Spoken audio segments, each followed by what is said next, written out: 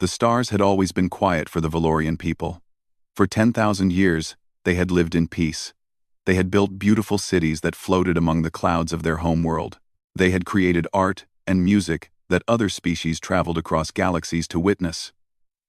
They had never needed weapons because they had never known war, but war had found them anyway. Ambassador Kira stood at the window of her ship and watched her world burn. The Dominion fleet hung in space like a swarm of black insects. There were thousands of them. Each ship was built for one purpose, only destruction. And they were very good at their purpose. "How long do we have?" Kira asked. Her voice was calm, but her hands were shaking. Her assistant, a young Valorian named Pol, checked his data pad. "They will not hold," Kira said softly. She had seen what the Dominion did to other worlds. The shields never held. Nothing ever held against them. The Dominion had appeared from the dark space between galaxies 50 years ago. Nobody knew where they came from. Nobody knew what they wanted. They simply arrived at a world, demanded complete surrender, and when that surrender did not come fast enough, they burned everything. They had destroyed 11 civilizations already. The Valorians would be the 12th. "We have sent messages to every member of the Galactic Council," Pol said. "The Corvan Empire says they are too far away to help. The Thelian Federation says they cannot risk their own people." The Mazari Collective did not even respond. Kira closed her eyes. She had expected this. The galaxy was afraid. Everyone had seen what happened to those who stood against the Dominion. Fear was a powerful thing. It made good people do nothing while evil spread like fire. "There is one more option," Pol said carefully. Kira turned to look at him. "What option?" "Earth." The word hung in the air between them. Kira felt something strange in her chest. Was it hope? Or was it despair? "Earth," she repeated. "The humans." "Yes, Ambassador." Kira had never met a human before. Few people in the galaxy had. Humans were strange creatures from a small blue planet on the edge of nowhere important. They had only discovered space travel 200 years ago. By galactic standards, they were practically newborns. The Galactic Council had studied them. Of course, every new species was studied. The reports said that humans were weak, short-lived, and surprisingly violent with each other. They had fought wars over land, over resources, over ideas, over things that other species could not even understand. They were considered primitive. Dangerous, perhaps, but only to themselves. "What can humans do against the Dominion?" Kira asked. "They are children compared to us. Their technology is centuries behind." "I do not know," Pol admitted, "but they are the only ones who have not said no." Kira looked back at her burning world. What choice did she have? Pride meant nothing when your people were dying. "Send the message," she said. The message traveled through space at faster than light speed. It crossed empty regions where no stars had ever formed. It passed through nebulas painted in colors that had no names. It bounced between relay stations that ancient civilizations had built and forgotten. And finally, after 18 hours, it reached a small blue planet called Earth. Admiral Hana was eating her lunch when the message arrived. She was sitting in her office at the Sol Space Command Center, enjoying a simple bowl of rice and vegetables. She was 63 years old, with gray hair cut short and eyes that had seen too much. She had commanded ships, led battles, and buried too many of her people. She had been thinking about retirement. Then her communication screen lit up with priority codes she had never seen before. She read the message 3 times. Then she set down her chopsticks and pressed the button to call her senior officers. "We have a situation," she said, when they had all gathered in the briefing room. There was Commander Sok, her second in command, Captain Tay, the best pilot in the fleet, Lieutenant Yuna, who could calculate a battle strategy faster than any computer, and Admiral Baum, who was even older than Hana and twice as stubborn. "What kind of situation?" Baum asked. Hana put the message on the main screen. They all read it in silence. "The Valorians are asking for our help," Hana said. "The Dominion is attacking their homeworld. They have 3 days before everything they have built is gone forever. The Dominion, Siok said slowly. He had studied them. Everyone had. They were the nightmare that kept military commanders awake at night. We cannot fight the Dominion. Nobody can. The Galactic Council thinks we are primitives, Tay added. They have never even invited us to join them. Why should we die for people who look down on us? Because they asked, Hannah said simply. The room was quiet. There is something else, Hannah continued. She walked to a panel on the wall and pressed her hand against it. The panel scanned her fingerprints, her palm, her blood. Then it opened to reveal a single red button behind thick glass. What is that? Yuna asked. This is Protocol Olympus, Hannah said. It has been waiting for 150 years. Every admiral learns about it on their first day. Every admiral hopes they will never have to use it. What does it do? Baum asked. Hannah looked at her old friend. They had served together for 40 years. They had kept this secret together for just as long. It wakes up the gods, Hannah said. She broke the glass and pressed the button. Deep beneath the surface of Earth, something stirred. In hidden places that no satellite had ever seen, ancient machines began to hum with power. Lights that had been dark for over a century flickered back to life. In the mountains of Korea, a massive door that looked like solid rock began to slide open. In the frozen wastes of Antarctica, ice cracked and fell away from metal that had been sleeping in the cold. In the depths of the Pacific Ocean, water churned as something enormous began to rise. And in orbit around the dark side of the moon, where no telescope had ever looked, the largest structure humanity had ever built, started its engines for the first time in 150 years. What have we done? Yuna whispered. Hannah watched her screens as one signal after another came online. Red lights turned green. Status reports scrolled past faster than she could read. A smile crossed her face, the smile of someone who had carried a heavy secret for too long. We built these ships in secret, Hannah said. We named them after our oldest stories. The stories we told around fires when we were still afraid of the dark. We gave them the names of gods and monsters because we knew that someday we would need gods and monsters of our own. Why did we hide them? Siok asked. Because the galaxy was not ready to see what humanity truly was, Hannah replied. Because we knew that if other species saw our weapons, they would be afraid.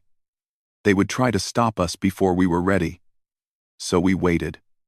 We watched. We let them think we were primitive. And now? Tay asked. Hannah turned to face her officers. Her eyes were bright with something that might have been pride, or might have been sorrow, or might have been both. Now we show them what humans do when someone asks us for help, she said. Now we wake the myths. On the main screen, the first ship emerged from hiding. It was beautiful and terrible at the same time. Its hull was black as night, and its engines burned with blue fire. Written across its side in letters that could be seen from space was a single name, Fenrir. More ships followed. One by one, they rose from their hiding places. Some came from Earth. Some came from the moon. Some came from places that even Hannah did not know about, secret locations that previous generations had prepared and forgotten.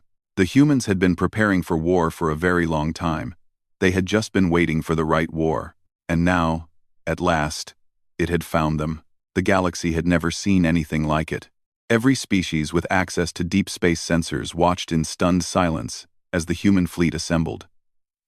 Ships emerged from hiding places that nobody had known existed. They came from beneath mountains and oceans. They came from hollowed-out asteroids and the dark sides of moons.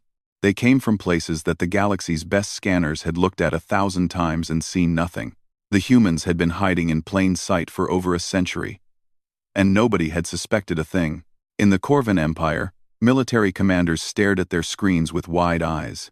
The Corvans had always believed themselves to be the greatest warriors in the galaxy. Their fleet was the largest anyone had ever assembled, over 50,000 ships, each one armed with weapons that could crack planets in half. The human fleet was smaller, much smaller, but the readings coming from those ships made the Corvan commanders feel something they had not felt in generations: fear. Those energy signatures cannot be correct, one Corvan admiral said. They must be errors in our equipment. "We have checked 3 times," his assistant replied. "The readings are accurate." "Readings are accurate." The admiral said nothing. He simply watched as more human ships appeared, each one impossibly powerful for its size. Across the galaxy, similar conversations were happening. The Thelian Federation, known for their advanced technology, could not understand how the humans had built engines that broke every law of physics they knew. The Mazari Collective, who prided themselves on knowing everything about every species, realized they had known nothing about humanity at all. And the Dominion, for the first time in their long history of conquest, paused their attack to watch. On the bridge of the human flagship, Admiral Hana stood with her hands clasped behind her back. The ship around her was called the Ragnarok, and it was the largest vessel humanity had ever created. It stretched for over 20 kilometers from bow to stern. Its hull was covered in ancient symbols from every human culture that had ever existed.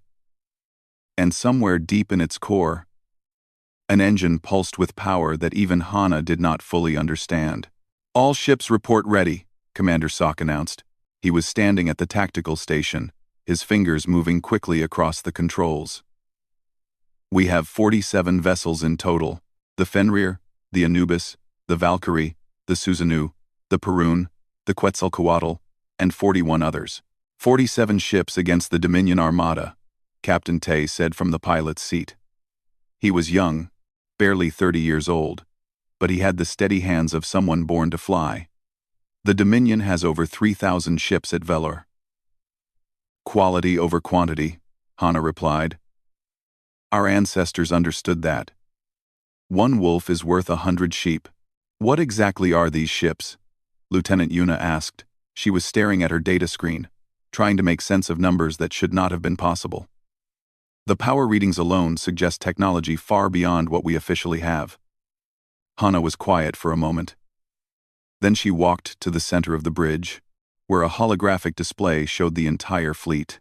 150 years ago, something happened, she began. "Something that we have kept secret from the galaxy. We found something in the Antarctic ice. A ship, not human, not from any species the galaxy had ever recorded. It was old, older than humanity itself. And it was full of technology that made everything we knew look like children's toys." The bridge crew listened in silence. "We did not understand most of it," Hana continued. "We still do not understand all of it. But we understood enough. We learned how to build engines that bent space like paper. We learned how to create weapons that could tear holes in reality itself. And we learned something else, something that scared us more than anything else we found." "What was that?" Sok asked. "We learned that there are things in this universe far more dangerous than the Dominion," Hana said softly. "Things that make them look like insects. Things that are sleeping, waiting, watching. The species that built that ship had been running from those things for millions of years. They died before they could escape." "Why did we not share this with the galaxy?" Yuna asked. "Because the galaxy was not ready. Because they would have demanded our technology. Because they would have made us give up our advantage before we were strong enough to protect ourselves." Hana's eyes were hard. The humans who found that ship made a choice. They decided that Earth would be ready when the darkness came, even if no one else was. "So we built gods," Tay said slowly. "No," Hana replied. "We gave names to the weapons we built. We called them gods because our ancestors understood something important. Stories have power. Names have power. When a human soldier hears the name Fenrir, they feel the wolf's hunger in their bones. When they hear Valkyrie, they know they ride with the choosers of the slain. These ships are not just metal and fire. They carry the weight of everything humanity has ever believed in." The bridge was silent. Then Siok straightened and nodded slowly. "What are your orders, Admiral?" Hana looked at the tactical display. The Valorian homeworld was 18 hours away, at maximum speed.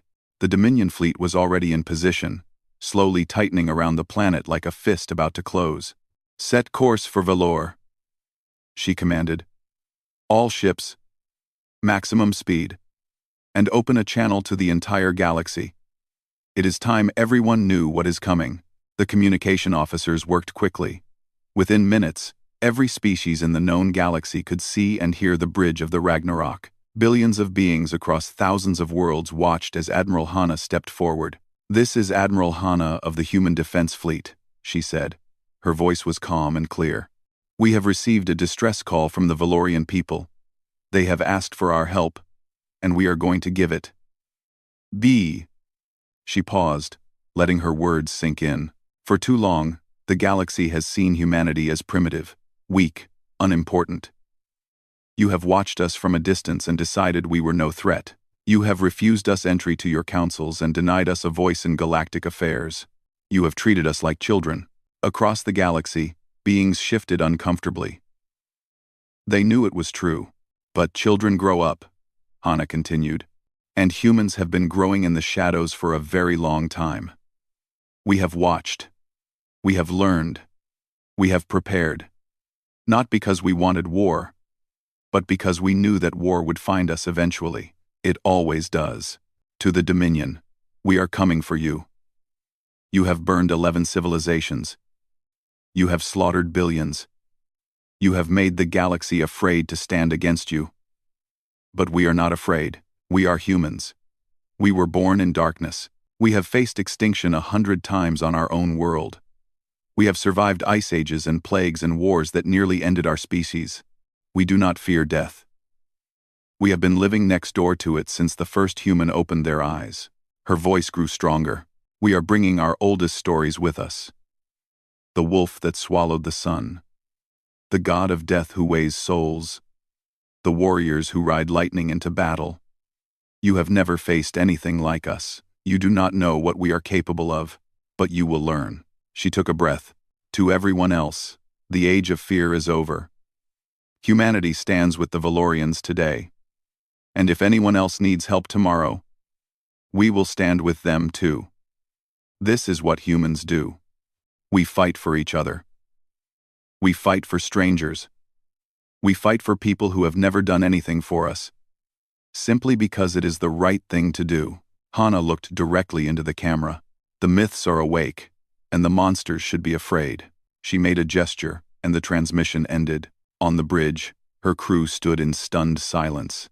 Then, one by one, they began to smile. Pride filled the room like warmth from a fire. "That was quite a speech," Sok said. "I have been practicing it for 30 years, Hana replied. "I always hoped I would never have to give it.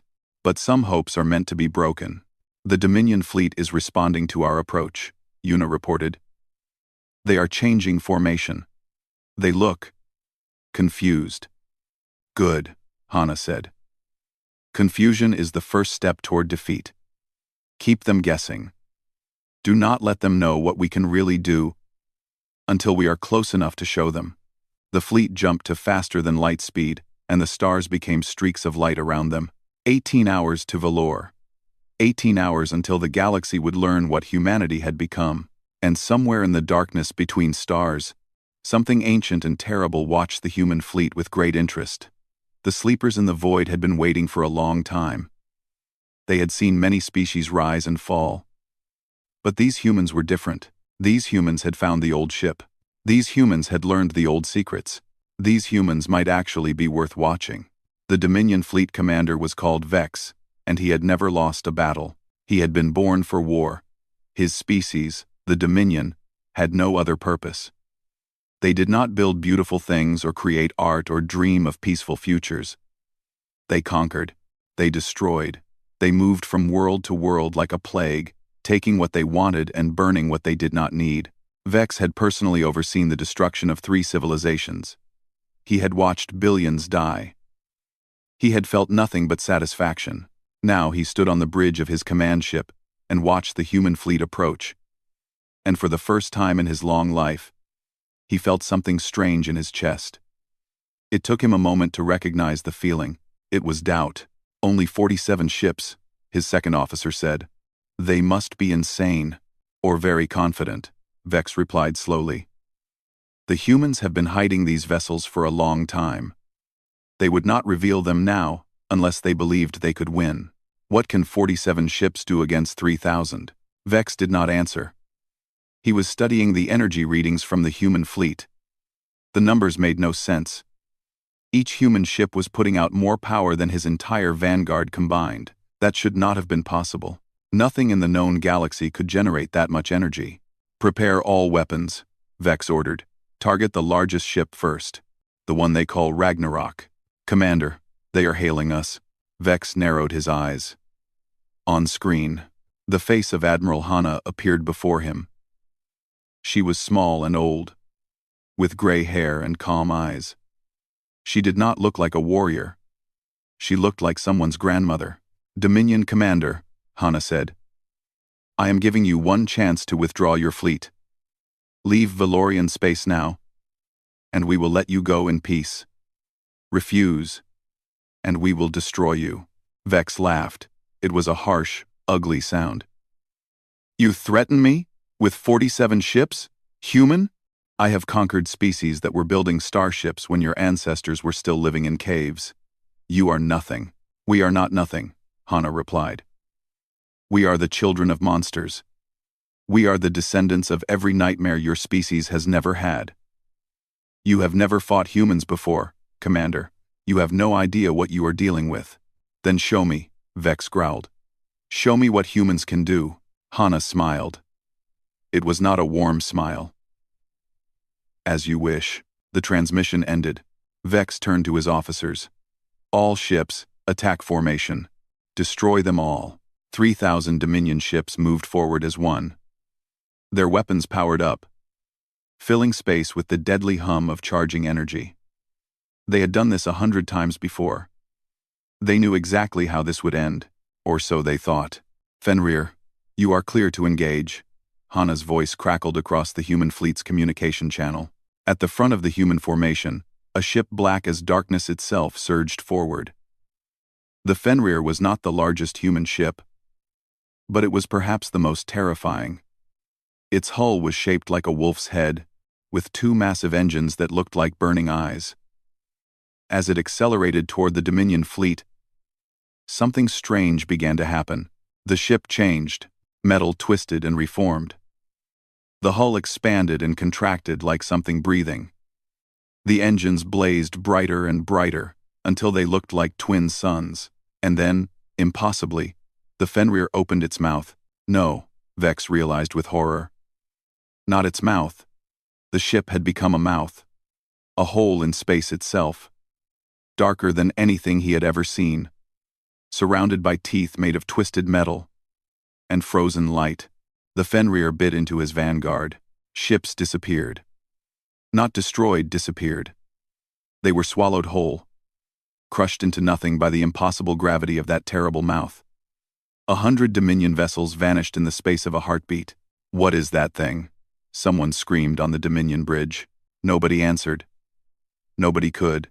Valkyrie squad, engage, Hana ordered. 3 more human ships broke formation. They were sleeker than the Fenrir, designed for speed rather than raw destruction. Their hulls were silver and gold, and they moved through space like dancers, weaving between enemy fire with impossible grace. But the truly terrifying thing was not the ships themselves. It was what flew alongside them. Smaller craft emerged from the Valkyrie's launch bays. Hundreds of them, each piloted by a single human. But these were not ordinary fighters. They were surrounded by fields of crackling energy that made them look like they were wrapped in lightning. They screamed through space, and wherever they went, Dominion ships died. The Valkyries choose the slain, Hana said softly, watching from the Ragnarok's bridge. Our ancestors believed that warrior spirits would carry the honored dead to the afterlife. These pilots carry that tradition. They decide who lives and who dies. They are cutting through the enemy formation like it is made of paper.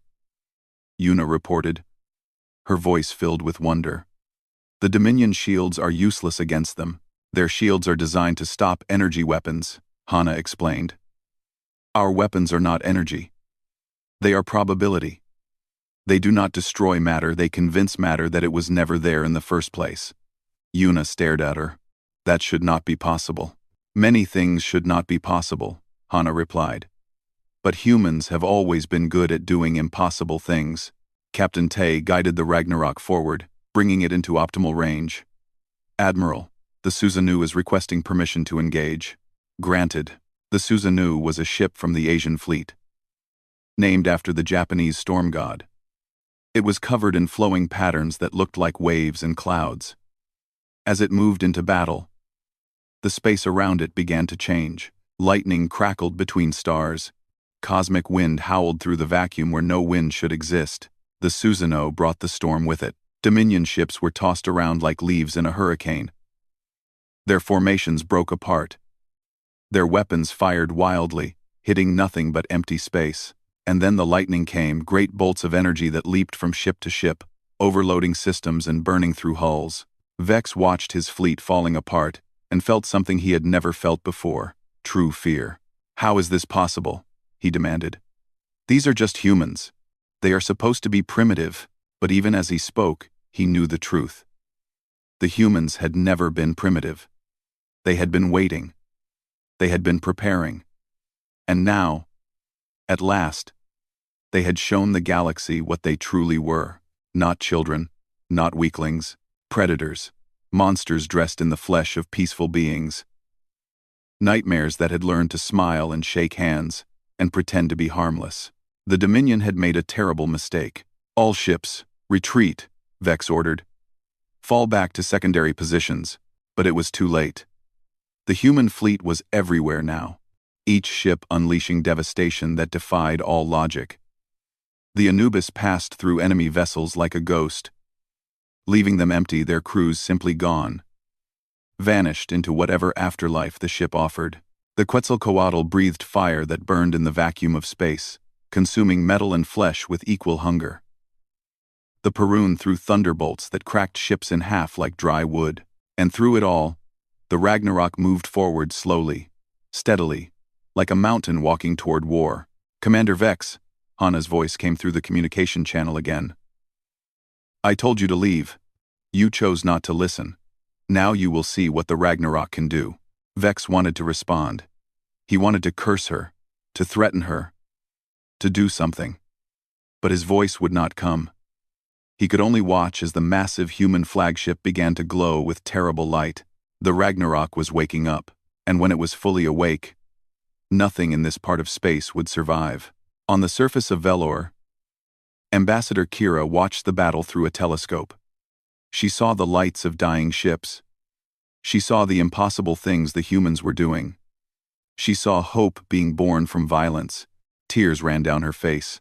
"They came," she whispered. "They actually came." Beside her, Pol nodded slowly. "The humans are not what we thought they were." "No," Kira agreed. "They are so much more." Above them, the battle raged on. But already, everyone knew how it would end. The myths were winning. The Ragnarok was not just a ship. It was a promise. When the ancient humans had first named it, they knew exactly what they were doing. Ragnarok was the end of everything. It was the final battle, the death of gods, the burning of worlds. It was the moment when all stories stopped and silence took over.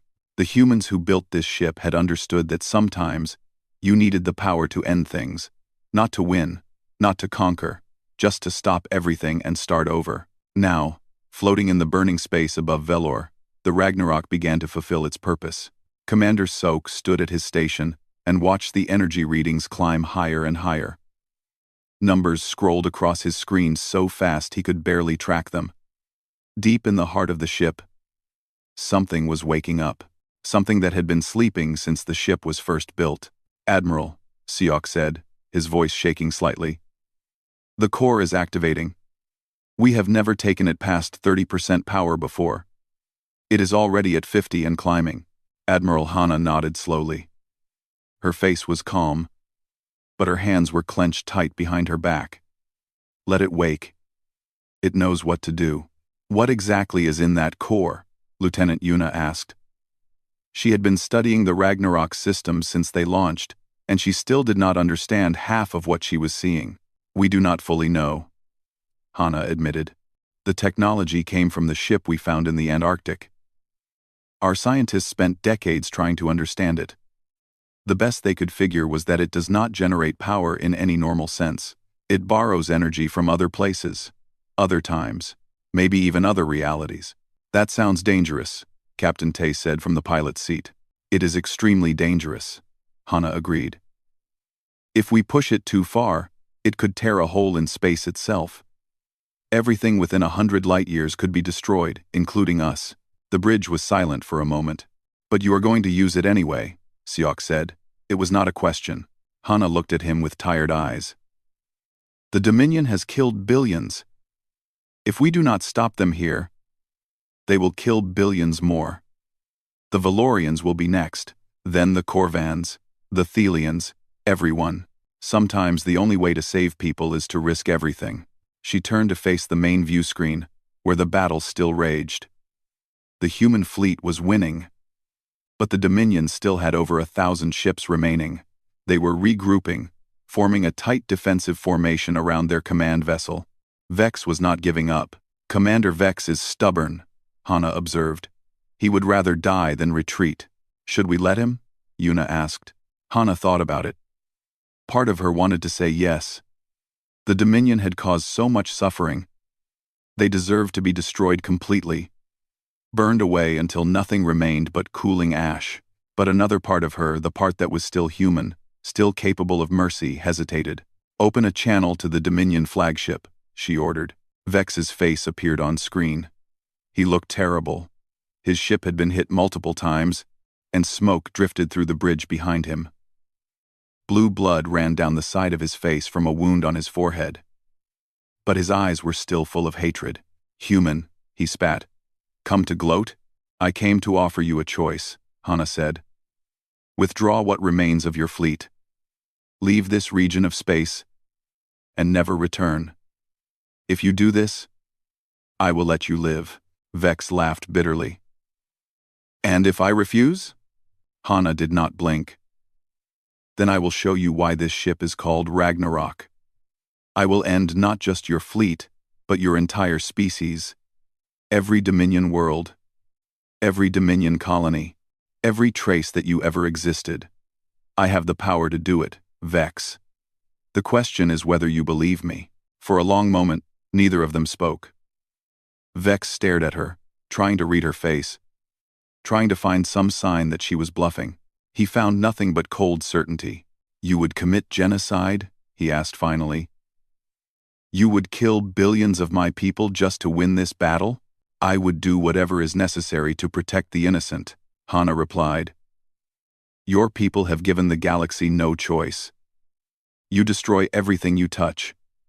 You offer no peace, no mercy, no hope. The universe will be safer without you in it. Then you are no better than us, Hana smiled sadly. Maybe not. But I am more powerful than you. And that is what matters in the end. She gave Vex one final look. You have 5 minutes to decide. Choose wisely. The transmission ended. On the Dominion bridge, Vex sat in silence. His officers watched him nervously. They had never seen their commander so uncertain. He had always been sure of everything, always confident in victory. Now he looked like a lost child. Commander? His second officer asked. What are your orders? Vex did not answer immediately. He was thinking about his species. The Dominion had always believed they were the strongest, the most worthy to rule the galaxy. They had crushed everyone who stood against them. They had never considered the possibility that they might lose, but the humans had shown them something new. There was always something stronger. There was always a bigger monster hiding in the dark. Signal all ships, Vex said finally. His voice was heavy with defeat. We are withdrawing. Commander? You heard me, Vex roared. This battle is over. We retreat. Now, the Dominion fleet began to pull back. One by one, the surviving ships turned and fled toward open space. They did not look back. They did not slow down. They simply ran, as fast as their engines could carry them. On the bridge of the Ragnarok, the human crew watched in stunned silence. They are leaving, Yuna said. They are actually leaving. The core has reached 70%, Sok reported. Should we continue? No, Hana said softly. Power it down, slowly and carefully. Admiral, we could destroy them completely, Tay said. We could make sure they never threaten anyone again. Hana turned to look at her young captain. Yes, we could. And maybe someday we will have to. But not today. Today, mercy is more valuable than victory. Why? Because the galaxy is watching, Hana explained. They saw our power. Now they need to see that we know how to control it. A weapon that cannot be controlled is just a disaster waiting to happen. We have to show them that humanity can be trusted, that we are not just monsters, we are people who choose when to fight and when to stop. Tay considered this for a moment. Then he nodded slowly. I understand. Good. Hana allowed herself a small smile. Besides, I am too old and too tired for genocide.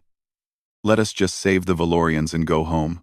Below them, on the surface of Velor, millions of aliens watched the Dominion fleet disappear into the darkness of space. They had been expecting death. They had been preparing to say goodbye to everything they loved. Instead, they had been saved by strangers from a small blue planet on the edge of nowhere. Ambassador Kira stood in the ruins of her capital city and wept with relief. Around her, other Valorians were doing the same. Children cried in their parents' arms. Old people fell to their knees and gave thanks to whatever powers they believed in. The humans came, someone said in wonder. They actually came. Why? Another asked. We have never done anything for them.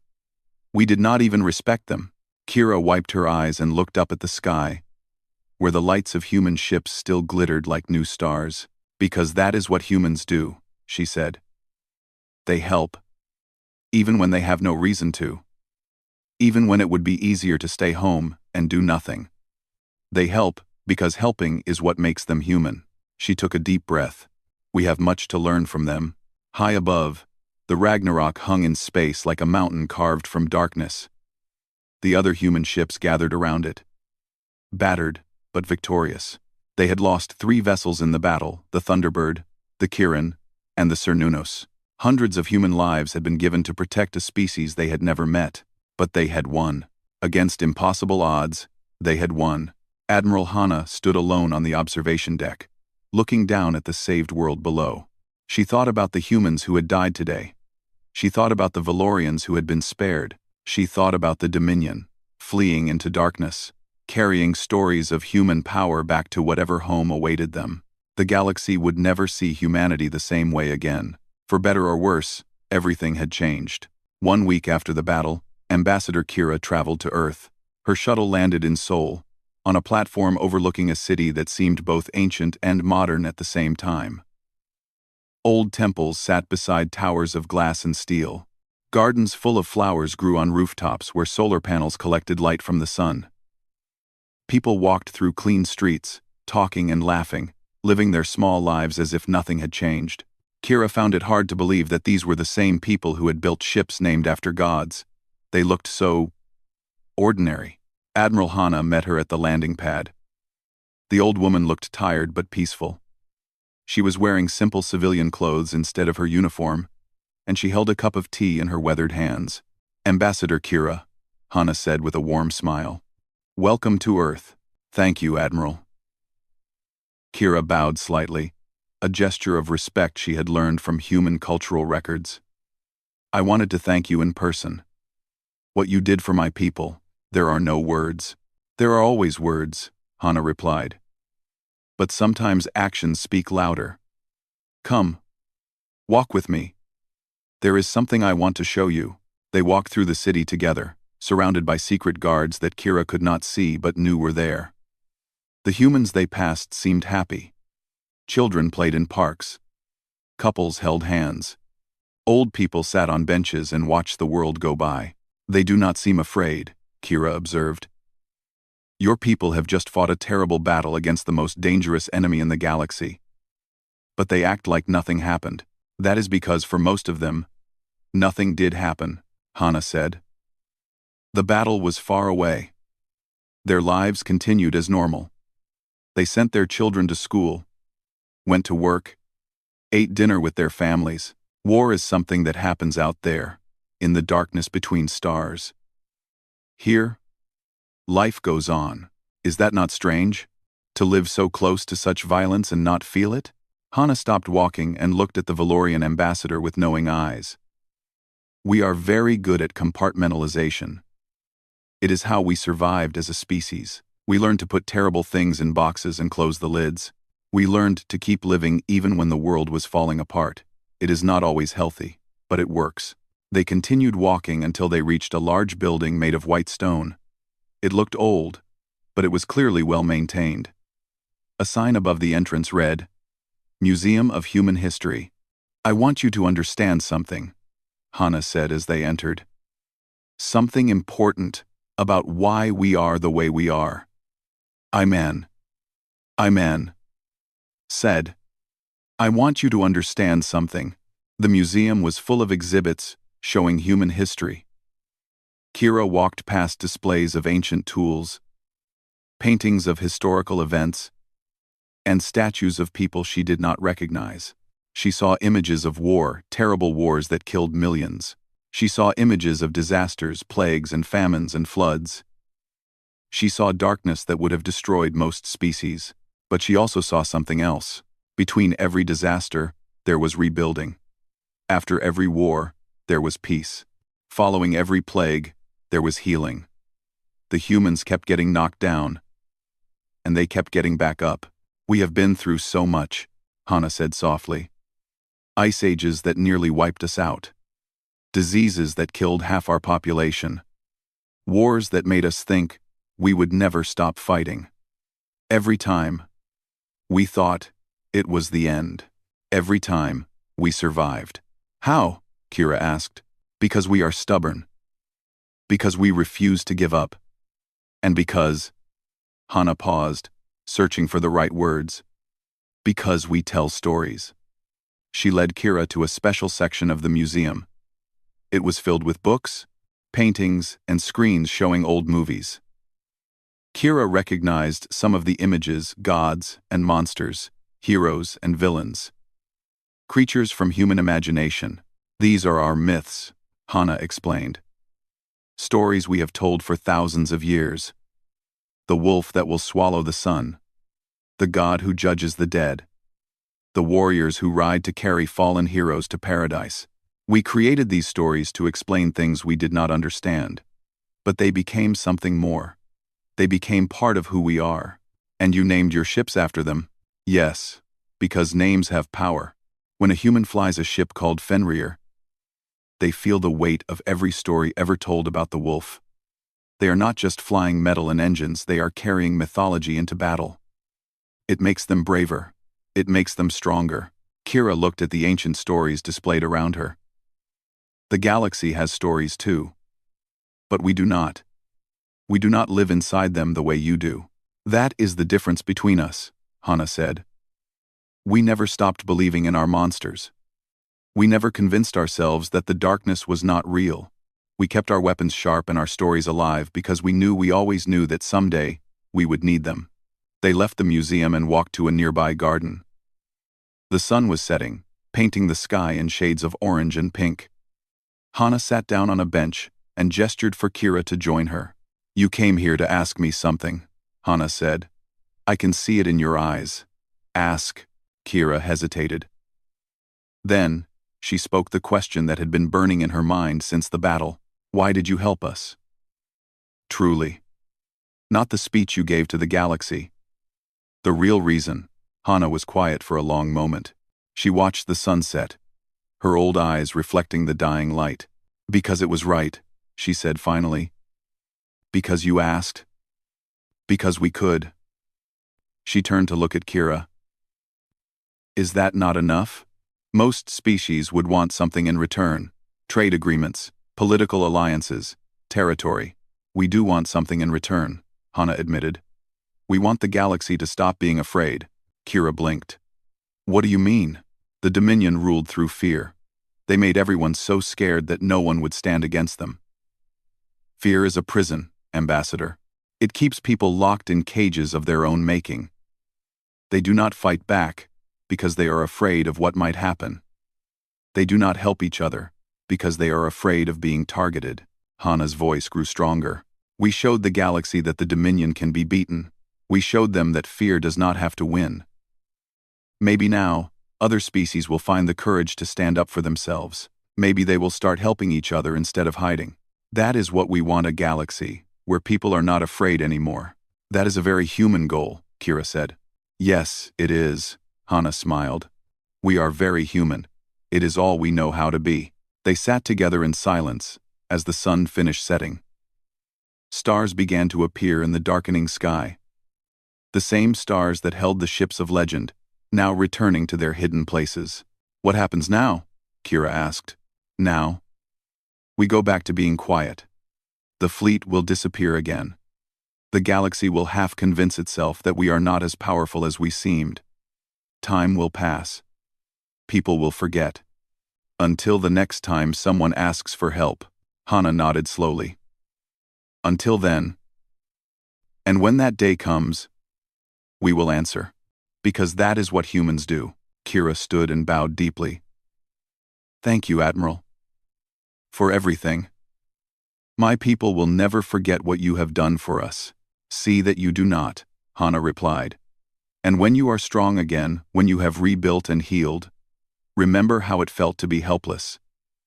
Remember what it meant when someone came to help. And when you see another species in need, do not ask what they can give you. Ask what you can give them. I will, Kira promised. We all will. She walked back to her shuttle, leaving the old admiral alone in the garden. Hana sat for a long time, watching the stars. She thought about the humans who had died in the battle.